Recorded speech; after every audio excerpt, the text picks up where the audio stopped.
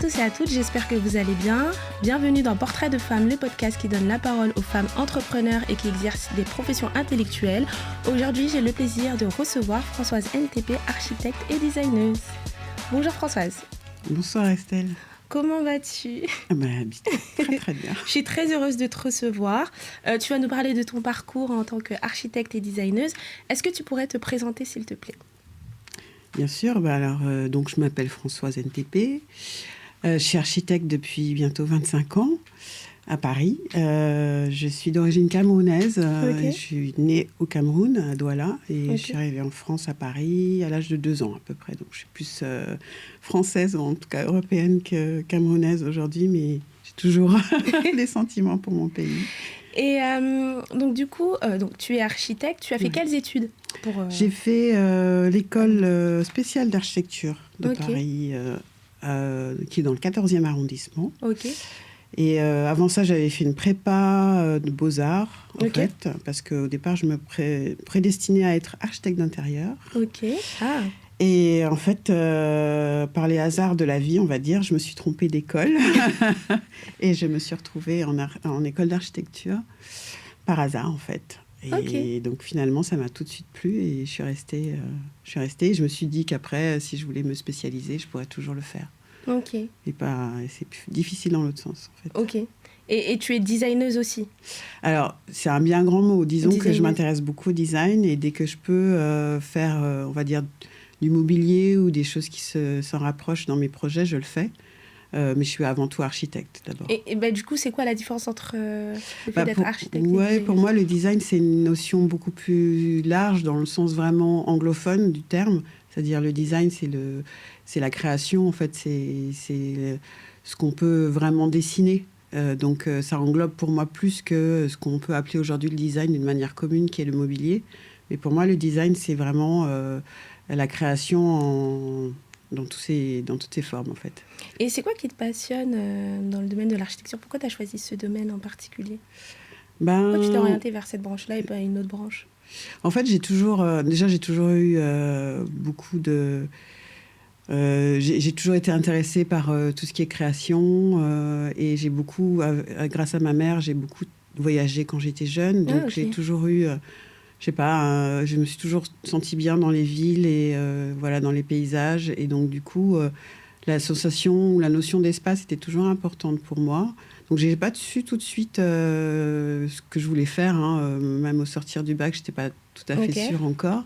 Mais je savais que ça devait être quelque chose en lien avec, en tout cas, la création, quoi, quelque chose de créatif. Et finalement, donc c'est pour ça, au départ, je me disais, je vais faire architecture d'intérieur parce que malgré tout, étant une jeune fille à l'époque, je me suis dit ça serait peut-être plus abordable que l'architecture vraiment au sens large, que je me sentirais plus à l'aise. Et en fait, je me suis rendu compte avec le temps que je me suis trompée, que c'était aussi abordable par les jeunes filles.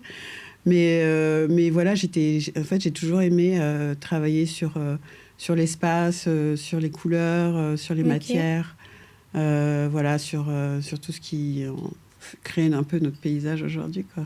Et tu dis que tu t'es rendu compte que c'était abordable pour les filles, mais dans tes études d'architecture à l'époque, est-ce qu'il y avait beaucoup de jeunes femmes Oui, il y avait quand même... C'est pas un domaine forcément trop masculin. Non, et même encore aujourd'hui. À l'époque, je pense qu'on était à peu près 50-50 dans les cours.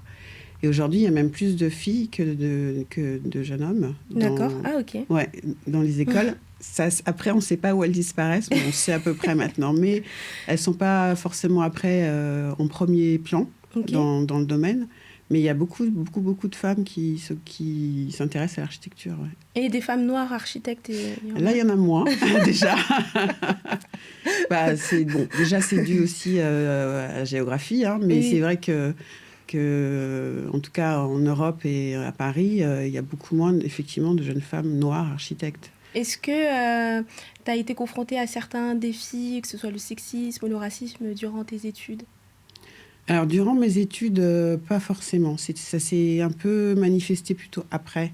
Justement, quand je me suis rendu compte qu'il y avait beaucoup moins de femmes, finalement, visibles dans le monde professionnel. et que c'est un milieu encore, le bâtiment, c'est encore un milieu très, très masculin, encore aujourd'hui, même s'il y a eu beaucoup d'avancées, mais il y a encore beaucoup, beaucoup de disparités entre les hommes et les femmes dans ce milieu. Donc, du coup, c'est très compliqué. Et il y a effectivement encore du sexisme qui existe. Quand on arrive sur un chantier et qu'on est une jeune femme, on n'est pas toujours prise au sérieux tout de suite. Faut faire sa place, quoi. Donc, c'est un peu dur. Oui. Mais là, actuellement, ça va, parce que ça fait quand même des années. Maintenant, oui, avec l'expérience. Et encore, oui, si, maintenant, ça va. J'arrive à m'imposer. Et puis, maintenant, oui, on sait que j'ai une expérience, donc on m'écoute rapidement, si je peux dire ça comme ça. Mais au début, ça n'a pas toujours été simple, quoi. Donc, c'est assez compliqué. C'est assez compliqué, ouais. Est-ce qu'il faut savoir dessiner pour devenir architecte? Ça aide. Franchement. Ça veut dire quelqu'un qui ne sait vraiment pas dessiner, mais qui veut devenir architecte, est-ce qu'il peut... Oui, il peut quand même. Parce qu'en plus, encore plus aujourd'hui, parce qu'il y a beaucoup plus d'outils. L'informatique, des choses comme ça qui aident à ce qu'on peut... On arrive facilement à finalement à concevoir un espace. Mais c'est vrai que dessiner, ça aide aussi parce que mentalement, en fait, on arrive plus facilement très vite à communiquer avec les gens. Même quand on est en réunion ou justement avec des clients ou avec des entreprises, dessiner un détail ou un croquis... C'est beaucoup plus vite parlant, donc effectivement c'est un plus de savoir dessiner, mais ça c'est pas primordial. C'est pas primordial, non. D'accord. Toi, tu savais dessiner? Ouais, ça allait, mais j'ai perdu beaucoup. Avec l'informatique, en fait, j'ai beaucoup perdu. Puis étant chef d'entreprise, j'ai beaucoup perdu parce que je passe moins de temps à dessiner aussi. Donc, mais j'avais quand même des aptitudes. Ouais. Ça, c'est sûr. Et donc, du coup, tu es chef d'entreprise. Donc, tu as toujours été en indépendante? Enfin, tu as toujours eu ton cabinet ou tu as travaillé déjà dans des... Je ne sais pas si les architectes qui travaillent dans des sociétés ou si, il y a beaucoup. En général, quand on sort de l'école, on travaille d'abord dans des agences... pour se faire la main, en fait. Mais moi, j'ai pas beaucoup travaillé en agence. D'accord. J'ai eu, je sais pas, la chance ou l'inconscience de me mettre très vite à mon compte. J'ai travaillé 1 an et demi en agence. En fait, j'ai été débauchée par mon directeur de mémoire à l'époque, qui m'a engagée tout de suite après mon diplôme, que j'ai même pas eu à chercher. C'était vraiment une chance. Et après, finalement, comme l'agence avait moins de travail, ils m'ont un peu, c'est pas poussé dehors, mais ils m'ont un peu justement poussé à faire mes armes toute seule. Donc je me suis mise en libéral. Et puis là, j'ai commencé à travailler en association avec d'autres architectes libéraux, dont mon ancien associé. Et puis on a fini par remporter des contrats, enfin des concours. Et du coup, je me suis installée et j'ai vraiment créé une société, on va dire, 3 ans après mon diplôme, quoi. Et ça se passe comment? C'était rapide. Ça se passe très bien. Là, maintenant, j'ai changé parce que j'ai créé ma deuxième société, enfin ma nouvelle société, il y a 6 ans maintenant. Donc, je me suis désassociée. D'accord. Mais ça se passe bien aussi. D'accord. Ok, très bien. Et on dit que les études d'architecture font partie des plus dures, apparemment, avec les études de droit, les études de médecine. Est-ce que c'est vrai? Est-ce que c'est rude, les études d'architecture? Disons que c'est... Est-ce qu'on dort? Non. Quand on fait des études d'architecture? On dort peu. Ou même quand on est architecte, est-ce qu'on peut souffler un peu? Est-ce qu'on peut dormir non, c'est vrai que c'est un métier très exigeant.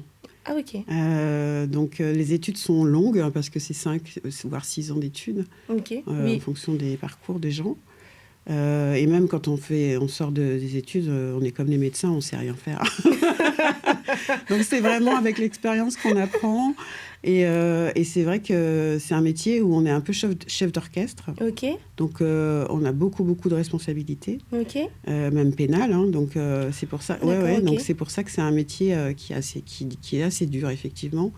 Parce qu'on ne s'en rend pas compte tout de suite, mais en fait, on a en charge beaucoup de choses à gérer. Et ça met la pression, oui. Et ça met beaucoup de pression, pas mal de stress, mais c'est un métier passionnant. Donc, au-delà de ça, quand on arrive réaliser, à construire un bâtiment, ça efface tout, quoi. Ouais. Ouais. Est-ce que tu as fait beaucoup de stages durant tes études d'architecture? J'étais très paresseuse, donc j'en ai pas fait beaucoup. Puis à l'époque, c'était moins contrôlé. Ah, Il d'accord. y avait moins de stages obligatoires à faire. Donc moi, j'ai fait le minimum. J'ai dû en faire 2 pendant les études, tu vois. 2 C'est ou tout? 3. Ouais. Mais pas beaucoup plus. Tu disais que tu étais donc d'origine camerounaise. Ouais. Est-ce que tu t'inspires un peu des architectures qui pourrait en avoir en Afrique, je sais pas, en Afrique subsaharienne par exemple, dans tes conceptions? Alors maintenant, depuis quelques années, un peu plus. Ok. Je m'y intéresse beaucoup. Notamment parce que je travaille aussi sur le continent. Oui. Après, je m'inspire. Disons que je recopie pas ce qui se fait là-bas. Ok. En fait, il y a un peu 2 styles. Il y a vraiment le style vernaculaire, c'est les anciennes constructions traditionnelles, voilà. Et après, à côté de ça, il y a ce que j'appelle l'architecture internationale, où là, c'est tout en béton, vert, des choses très modernes, etc. Et depuis quelques années, en fait, j'essaye de faire comprendre qu'il y a un peu un entre-deux qui est possible et d'arriver à faire une architecture africaine contemporaine avec des matériaux locaux, c'est aussi possible. Ok, donc, c'est super ouais, ça. Ouais, c'est ça qui m'intéresse aujourd'hui et qui me motive le plus en plus. Et tu travailles avec des partenaires de quel pays, grosso modo? Actuellement, je travaille au Bénin, mais après, j'ai des partenaires un peu partout. Je travaille, enfin, en tout cas, j'ai des contacts au Sénégal, au Burkina. En Côte d'Ivoire, parce que moi, je suis pareil. Ben non, justement, je n'en ai pas, donc mais j'aimerais bien. Ça fait partie de mes cibles, on va dire. Il y a aussi le Cameroun, évidemment, où j'ai eu quelques clients. Et puis anglophone, est-ce que, je sais pas, Nigeria, Ghana Non, ça, malheureusement, j'en ai pas encore, même si je pense que je pourrais, parce que je parle anglais. Donc, mais c'est d'autres réseaux, en fait. Voilà, donc c'est un réseau que j'ai pas encore, on va dire. Ok, très bien. J'ai vu que tu étais chevalière de l'Ordre des Arts et des Lettres. Oui, j'ai été décorée, oui. Ah, et c'était quand? Ça s'est passé quand? C'était il y a 1 an, à peu près. Ok. Ouais, et comment ça se passe? Enfin, qu'est-ce que tu as ressenti quand tu as vu que tu étais chevalière des Arts? Une grande fierté. Parce incroyable. Parce que c'est en fait, c'est un prix, enfin, c'est une récompense, une distinction, on va dire même, surtout, qui valorise justement les gens qui, on va dire, entre guillemets, exportent la culture par le monde. Donc, du coup, je pense que c'est pour ça, étant donné que je travaille aussi en Afrique, c'est pour ça que j'ai été distinguée par mon travail et par ce que je peux apporter. C'est incroyable. Et j'ai vu aussi que tu étais membre titulaire de l'Académie d'architecture. Oui, aussi. Ça a été la même année. J'ai une année 2023. Et comment ça se passe? On t'appelle, on t'envoie un mail pour te dire que tu es membre de l'Académie d'architecture. Enfin, comment ça se passe? Alors, pour l'Académie, en fait, on est coopté. Donc, c'est des membres déjà en place qui sont tes parrains, en fait, et qui proposent ta candidature. Donc, il y a des votes. Et si tu as la majorité, tu rentres dans l'académie, en fait. Et donc, je pose la question comme ça, mais est-ce que tu as déjà eu l'occasion de pouvoir enseigner? Oui, bien sûr. Ok, grâce à ces titres. Enfin, pas forcément grâce à ça. Mais... Non. Sinon, c'est décorrélé complètement. Hein. Ok, d'accord. J'avais enseigné très tôt déjà, après mon diplôme en 2003. Pas très longtemps, pendant 1 année, dans mon ancienne école, l'école spéciale d'architecture. Et après, j'ai eu un arrêt pendant 20 ans. Et puis là, j'ai repris l'année dernière. J'ai recommencé à enseigner toujours à Paris, à l'école nationale supérieure d'architecture de Paris, la Villette. Ah, ok. Et aussi à Lille, aussi. Ok. À l'école du paysage et d'architecture de Lille. Est-ce que tu trouves qu'il y a des différences entre... j'imagine qu'il y a des différences entre peut-être les étudiants que tu vois aujourd'hui dans ce domaine et toi... À l'époque. Il y a quelques années, à l'époque. Oui, il y en a forcément, hein, parce que c'est une question de génération. Après, en termes d'examen, est-ce que peut-être vous êtes plus souple? Est-ce que c'est moins compliqué que... Enfin, je sais pas. Tu veux dire dans l'enseignement? Ouais. Non, c'est pas... Je pense pas que ce soit plus compliqué. Ouais. Je pense que c'est plus l'approche et les sujets qui sont différents. Ok. Par exemple, aujourd'hui, on parle beaucoup plus de tout ce qui est environnemental, ouais. bioclimatique, alors qu'à l'époque, c'était pas du tout... C'était pas du tout le cas. Non. On parlait d'autres choses.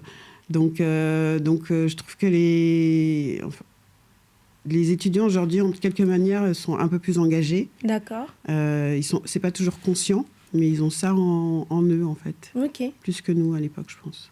Ça fait combien de temps que tu as ouvert ton cabinet ?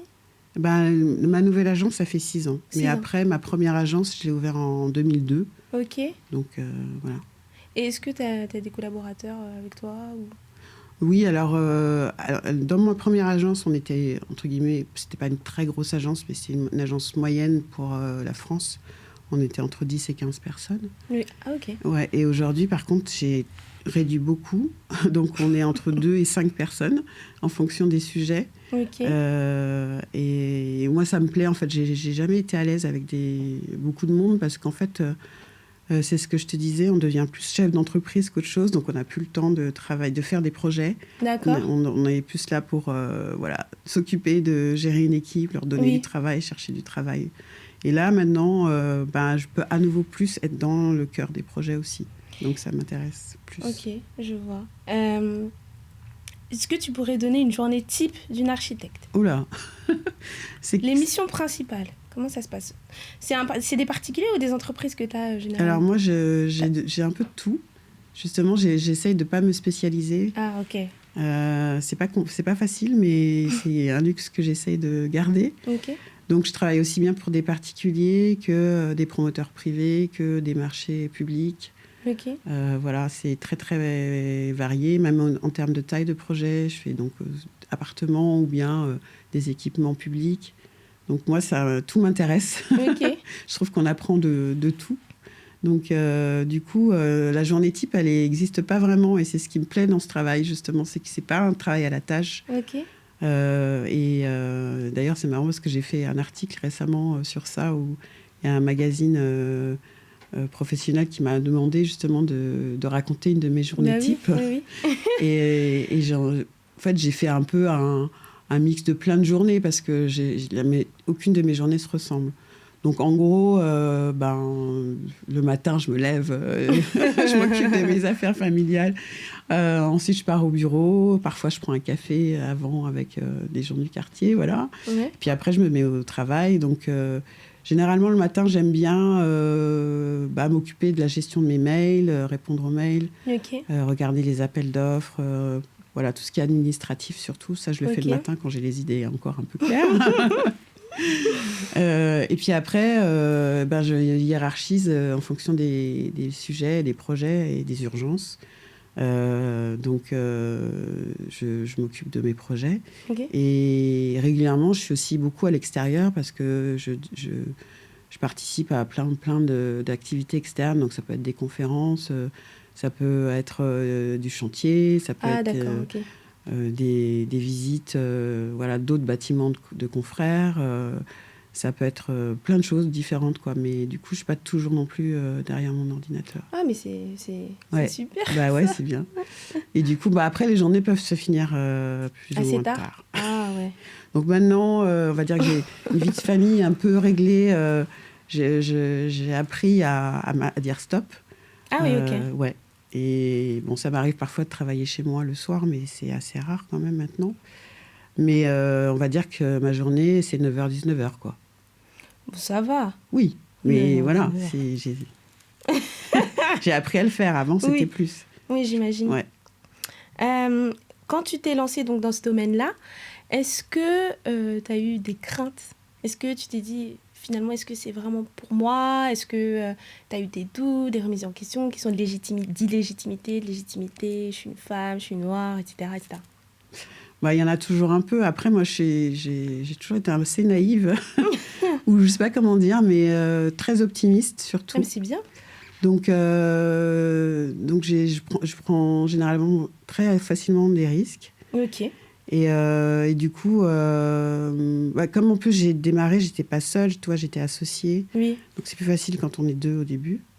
Mais je me suis jamais dit que ça allait être inabordable pour moi. Okay. ou que j'allais... La question de la légitimité, si, évidemment, on l'a, parce que quand on est jeune, on sait pas grand-chose, donc on n'est pas sûr qu'on y arrive, mais une fois qu'on a prouvé qu'on arrive à faire 1, 2, 3 bâtiments, on se dit, c'est bon, je sais ce que ça veut dire de construire et d'être architecte, et même si tu apprends tous les jours, moi j'apprends encore toujours aujourd'hui. Ah, ok. En fait, finalement, ça va, quoi. Est-ce que tu aurais des conseils à donner aux jeunes femmes qui souhaiteraient se lancer dans le domaine de l'architecture afrodescendantes, qui souhaiteraient se lancer dans le domaine de l'architecture? Ouais, et déjà de se dire que c'est possible. Ok. Qu'il y en a de plus en plus qui sont motivés. Et donc, le conseil, c'est vraiment... Mais ça, c'est un conseil qui n'est pas que parce qu'on est afrodescendante, c'est aussi parce qu'on est une femme, c'est que malgré tout, on demande plus aux femmes. Oui. Donc, il ne faut pas avoir peur de travailler plus. Il faut vraiment pas être paresseuse, par contre. Et il faut être très rigoureux, très exigeant. Et après, normalement, ça se passe bien. Moi, c'est ce que je dis. Mais il faut quand même avoir une passion. Ce métier, si tu n'es pas passionné, ça ne marche pas. Ah oui? Ouais. Je pense que tu t'essouffles très vite. Et il y a beaucoup de hauts et de bas. Ce n'est pas un métier très linéaire. Donc, tu peux avoir beaucoup de boulot d'un coup. Puis après, un mois après, plus rien. C'est vraiment en dents de scie. Ah donc, il faut savoir gérer ça. On parlait du stress, c'est vraiment tout le temps. On n'est jamais à l'abri, en fait. Oui. Et tu es toujours obligé d'anticiper, en fait, les mois à venir. Parce que, en fait, tu as rarement le même client. Toi, c'est pas comme un commerçant qui a des clients réguliers. Là, c'est pas le cas. Donc, il faut tout le temps te refaire une clientèle. C'est compétitif? C'est très, très, très compétitif. Ouais. Ok. Ouais, y a beaucoup d'architectes en France. En tout cas, il y en a énormément. Après, les afrodescendants, il y en a moins. Ouais. donc, c'est difficile. Et c'est même homme ou femme. Hein, par contre, là, on est égalitaire de ce côté-là. On est traité pareil. C'est difficile pour les femmes et les hommes noirs, ça, c'est sûr. Est-ce que tu as des réalisations dont tu es fière? Dans sa globalité, que ce soit en Afrique subsaharienne ou même ici Oui. Évidemment. Okay. Mais si tu pouvais en citer, je sais pas moi, 2 ou 3. Oui, alors il y a le dernier gros projet, on va dire, sur lequel je travaille, qui a un musée en Afrique, au Bénin, justement. Le musée des rois et des Amazones du Dahomey. Donc c'est un super projet sur la civilisation des Dahoméens et des rois. Donc c'est génial. C'est incroyable. Et donc ça, c'est un projet qui est en cours et on va bientôt lancer le chantier. Et puis, sinon, pour revenir en arrière, il y a effectivement peut-être 2 ou 3 projets que j'aime, pour lesquels j'ai vraiment beaucoup d'affect. C'est un des tout premiers que j'ai fait pour des logements sociaux à Paris, dans le 13e arrondissement, dans un nouveau quartier, en fait, à côté de la grande bibliothèque. Ah, ok. Et puis, sinon, après, il y a un projet qui n'a pas été simple, mais qui pour moi a été très formateur aussi, sur beaucoup de plans. C'est la bibliothèque universitaire de Marne-la-Vallée. Ah, d'accord. Qui a un gros bâtiment aussi. Incroyable. Et donc, voilà, je vous dirais que c'est un peu cela. Après, il y en a d'autres. Hein, mais c'est déjà énorme, déjà. Oui. Est-ce que tu te rends compte que c'est énorme et stylé d'être architecte? Franchement, je trouve que ça claque. Parfois, oui. Après, moi, c'est mon quotidien, donc je ne m'en rends pas toujours compte. Mais quand on me le rappelle, oui, je me dis, finalement, c'est... Et puis voilà, quand j'ai des distinctions... Oui. Là, tu te dis, oui, quand même, c'est quelque chose. Ouais. Et puis... non, mais je suis assez fière, quand même, aussi de transmettre, tu vois, de me dire que je peux devenir un modèle. Ça, c'est super. Enfin, moi, je suis toujours ravie de pouvoir répondre à des étudiants. Encore aujourd'hui, tu vois, j'ai des étudiants qui m'ont appelé pour avoir des conseils. Donc j'adore. Effectivement, c'est stylé. Mais voilà, c'est... Quelles sont les compétences ou les qualités à avoir pour être architecte? Surmonter les tonnes de travail qu'il y a à faire. Faut pas être stressé, faut être... Oui, ok, bon, tu as dit rigoureux, mais est-ce qu'il faut être, je sais pas... est-ce qu'il faut... faut pas être susceptible, je pense, peut-être, je sais pas. Ouais, parfois. Ok. En fait, c'est une question aussi de goût et de couleur. beaucoup. Ok. Parce que toi, tu es considéré comme un créatif. Voilà, tu proposes une vision, un dessin, une image d'un projet. Et parfois, ça ne plaît pas. Donc, Oui. il faut arriver à convaincre. Il faut être très communicant. C'est un projet où on apprend beaucoup à communiquer. Et en fait, il faut toujours se mettre dans le rôle de quelqu'un qui offre quelque chose. Moi, c'est pour ça que j'aime ce métier. Ok. C'est que c'est un métier qui est généreux. On travaille pour les autres. Et donc, il faut savoir pouvoir donner. Ok. Ça, c'est important. Est-ce qu'il y a un domaine dans l'architecture, un aspect dans l'architecture et le design que tu n'aimes vraiment pas et un autre aspect où tu aimes vraiment? Parce que tu ne peux pas me dire que tu aimes tout. C'est pas possible. Non, j'aime pas forcément tout. Il y a une toute petite partie que tu n'aimes pas et une grande partie que tu aimes vraiment, vraiment, vraiment. Et aussi, une autre question. Tu es architecte, mais on est d'accord que tu peux faire aussi architecte d'intérieur. Oui, oui. Ok. Ça, oui. Ok, d'accord. C'est quand même un autre métier. Hein. Ah, c'est un autre métier. Ouais. Moi, je respecte beaucoup le travail des architectes d'intérieur parce que c'est un métier qui est vraiment beaucoup plus très vite dans le détail. Oui. Et dans les matériaux, dans le choix des matériaux. Donc, il faut avoir une très grande connaissance des choses. Plus que le bâtiment classique, tu vois. Ok.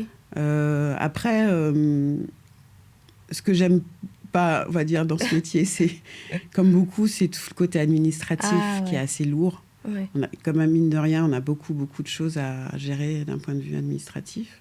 Bon, après, tu te fais aider, hein, comme tout le monde, mais il y a quand même beaucoup de choses à connaître, des textes de loi, des textes réglementaires. Donc ça, c'est pas la partie la plus fun. Hein, connaître voilà, tout ça. Mais après, moi, ce que j'adore, c'est vraiment le chantier. J'aime beaucoup la phase du chantier. Okay. Ouais.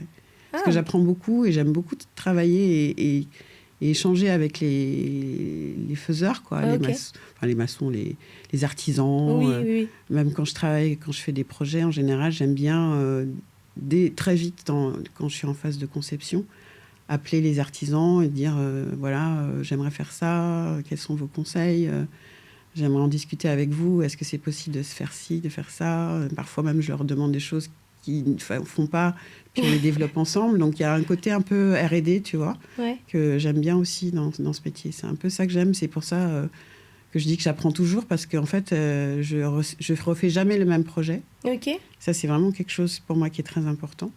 Et du coup, ça me permet d'avoir tout le temps l'envie d'apprendre des choses et de me dire, pour chaque projet, je fais quelque chose de vraiment unique. Oui. Donc ça, j'adore. Tout à l'heure, on parlait d'architecture d'intérieur. C'est quoi la différence avec le fait d'être architecte d'intérieur et décoratrice d'intérieur, d'ailleurs? C'est une question de formation, je dirais déjà. Parce que c'est pas les mêmes études. Hein. On va dire la décoratrice, tu fais une formation de, je sais même pas combien de temps, mais quelques mois, et tu peux te déclarer décoratrice. Architecte d'intérieur, tu as plusieurs années quand même d'apprentissage. Hein. Tu as au moins 4 ans. C'est presque comme les études d'architecte. Okay. Donc, pour moi, c'est un métier qui est plus complet, architecte d'intérieur, que la décoration. Tout le monde peut presque devenir décorateur, je trouve. Alors qu'architecte d'intérieur, c'est pas tout à fait le cas, je trouve. Ouais. Il y a quand même plus une question de vision de l'espace. Toi, en architecture d'intérieur, tu peux remanier des espaces, alors que quand tu es décoratrice, tu fais qu'appliquer... tu remanies pas, tu bouges pas des cloisons, des choses comme ça, tu vois. Tu es juste... tu mets du papier peint, j'exagère. Mais... non, mais bon, voilà. Tu vois ce que je veux dire? C'est ce que je pense, mais non, je trouve que les architectes d'intérieur ont beaucoup de mérite aussi. Oui, bien sûr. Est-ce qu'en dehors de tout cela, tu as quand même un hobby quand même? C'est important d'avoir... Un hobby? Oui. Ouais, bon... Pour décompresser quand même de tout ça, ça a l'air hyper stressant. Non, c'est pas que stressant, mais... Mais franchement, quand mon frère, parfois, il m'en parle... ou même quand j'entends des étudiants en architecture, non mais c'est dur, et ceci, et cela, c'est des longues heures de travail, etc. Donc, est-ce que tu as des moments où tu peux décompresser? Donc, est-ce que tu as un hobby en dehors de l'architecture? Ouais, j'en ai plus vraiment, mais bon, moi j'aimais bien peindre à une époque. Ok. ou dessiner, voilà, quand j'avais plus de temps. Maintenant, j'en ai un peu moins. Donc maintenant, mes hobbies, on va dire, c'est des hobbies classiques un peu. J'aime bien lire, j'aime bien voyager, aller voir des expos. Je m'intéresse beaucoup à la danse contemporaine. Je vais voir des concerts. Ça, ça reste toujours un peu dans la culture. Oui. Mais on va dire que c'est ça. C'est dès que je peux, je sors et je vais voir une expo, je vais voir un concert ou un spectacle de danse. Ça, j'adore faire ça. Ouais. Franchement, je trouve que t'es vraiment un modèle, oui, vraiment, on peut le dire. Pour beaucoup de femmes, beaucoup de jeunes femmes, surtout dans le domaine de l'architecture. Quand j'ai vu ton profil, je me suis dit, il faut absolument que je t'interviewe. Parce que t'es un profil rare. Hein. Moi, je n'ai pas vu de femmes architectes. En tout cas, quand j'avais fait mes recherches, c'était difficile d'en trouver. Ouais. Voilà, c'était difficile d'en trouver. En tout cas, en France. Ouais. Voilà. Je ne sais pas si c'était la seule ou pas, mais en tout cas... En fait, je ne connais pas tout le monde. Hein, donc, oui. On va dire que je suis peut-être la plus visible en ce moment. Oui. Voilà. Ouais. Je ne pense pas être forcément la seule, mais il y en a vraiment pas beaucoup. Je suis d'accord avec toi. Et en tout cas, de ma génération. Et de la génération au-dessus de moi, il y en avait aussi une ou deux, tu vois. Oui. Et maintenant, peut-être qu'en dessous, il y en aura plus, j'espère. Oui, j'espère aussi. J'espère qu'il y en aura un peu plus. Mais c'est vrai qu'en France, je pense qu'en ce moment, je suis quasiment la seule. Ouais, plus visible. Dans les médias, etc. Bon, tu fais pas beaucoup d'interviews, hein, mais... Non, mais c'est après... Tu fais plus des tribunes, des... je fais un peu de tout. Ouais. Ça dépend des moments. J'ai fait quand même pas mal de... j'ai fait quand même pas mal d'interviews. J'ai participé à des documentaires. Ok. Voilà, donc effectivement, parfois je fais des tribunes où j'écris des petits articles et des choses comme ça. Parce que je trouve que c'est important aussi de parler de son travail autrement que par les projets. Donc, et de ma démarche. En tout cas, je te félicite. Merci, ça me touche beaucoup. Merci à toi, Françoise, pour cette interview. Quant à nous, on se retrouve très vite pour une nouvelle interview et un nouveau portrait.